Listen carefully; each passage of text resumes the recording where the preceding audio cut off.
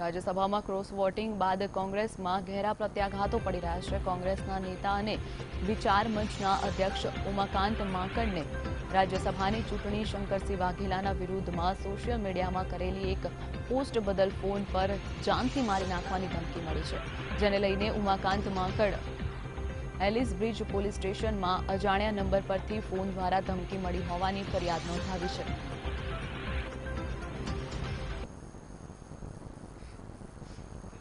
રાજીવ ગાંધી ભવન કોંગ્રેસ ભવન કાકડીવાડી Alice bridge ખાતે તેઓ તેમની ઓફિસે હાજર હતા ત્યારે સાંજના લગભગ 7:23 વાગે તેમના મોબાઈલ ઉપર ફોન આવેલો કે તમે શંકરસિંહ વાઘેલાના વિરુદ્ધમાં ફેસબુક તેમજ મીડિયા વોટ્સઅપ પર લખવાનું બંધ કરો, નહીંતર તમારે જાનથી મારી નાખીશ, તેમજ તમારા કુટુંબના સભ્યોને પણ હું જાનથી મારી